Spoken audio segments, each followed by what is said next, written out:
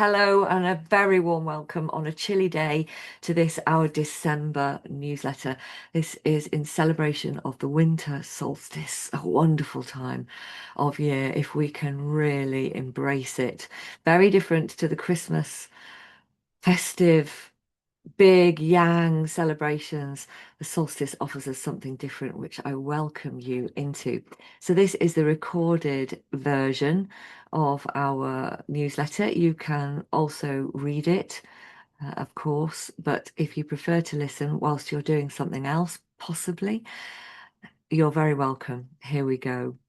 So as we rapidly approach the solstice on December 21st and enter this frenetic time, we find that it is an important moment to rest and reset.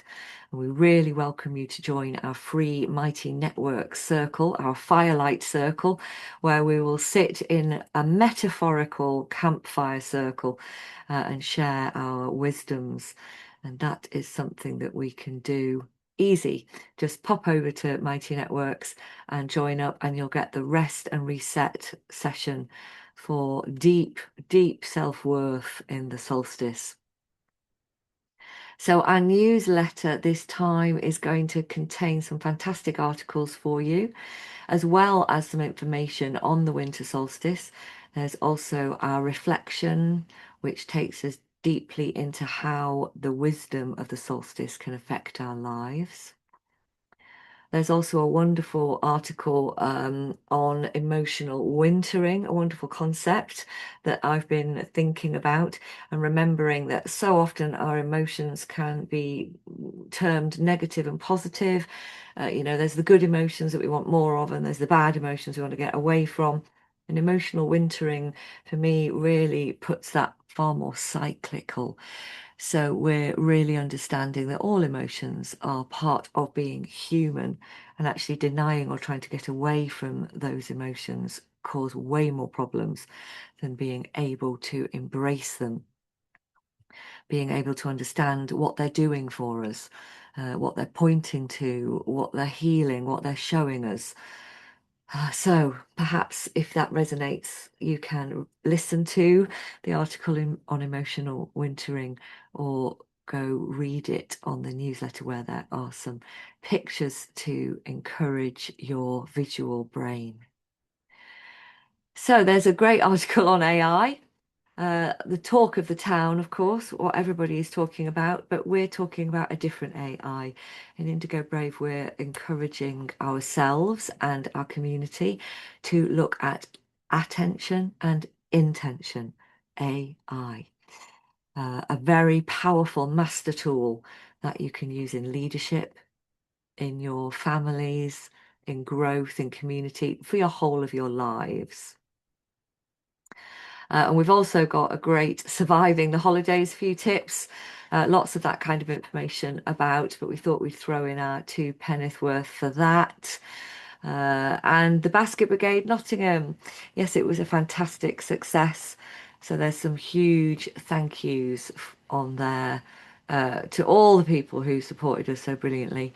And we're now in our new home at the Nottingham Racecourse, which is fantastic because it's somewhere that we can really grow from. With a big thank you to the Iona School. The Iona School supported us for so many years. Nobody could even quite remember, but it's probably very close to the full amount of Basket Brigade, and we're now in our 22nd year. So thank you, Iona, for all that wonderful hosting. And now we are into a new chapter. Okay, good. There's also some creative elements, of course, as usual. There's the creative poem, where we're drawing on the immense talent of Mary Oliver for the beautiful poem, The Buddha's Last Instruction. I won't spoil that poem just yet. I'll leave that to the end because I think it's a thought that we should close on. It's so powerful. And there's also the music, which I'm very excited about. It's the gorgeous Shepherd's Carol from Bob Chilcott. and I had the honour of singing that tonight on the 19th of December in Pershaw Abbey. Sadly, you can't get tickets because it's sold out, but it's going to be a fantastic concert, and I'm doing some solos in it and singing with my new choir, the Sisters of Song. Very exciting.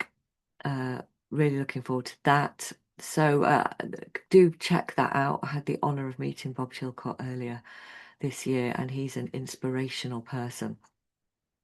Great. So if any of those articles excite you, then do go on to the channel here and find the audio version, or there is the newsletter version that should be available. It will be available on our Mighty Networks platform. Great. So we'll close with the Buddha's instruction. The Buddha's last instruction, and I'll just wish you a very peaceful, deeply nourishing, and yin energy focused winter solstice as we rest and repair, as we find time to nourish those deeper yin energies in order to know that we can re-enter the yang season of light better equipped, more sustainable, and indeed regenerated by the yin of the winter solstice. The Buddha's last instruction. Make of yourself a light, said the Buddha before he died. I think of this every morning as the east begins to tear off its many clouds of darkness to send up the first signal, a white fan streaked with pink and violet, even green. An old man he lay down between two sala trees, and he might have said anything, knowing it was his final hour. The light burns upward. It thickens and settles over the fields. Around him the villagers gathered and stretched forward to listen. Even before the sun itself hangs, disattached in the blue air, I am touched everywhere by its ocean of yellow waves. No doubt he thought of everything that had happened in his difficult life. And then I feel the sun itself as it blazes over the hills like a million flowers on fire. Clearly I'm not needed, yet I find myself turning into something of inexplicable value. Slowly, beneath the branches, he raised his head and he looked into the faces of that frightened crowd.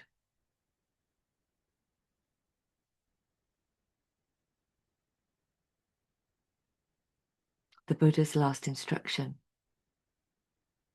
Make of yourself a light.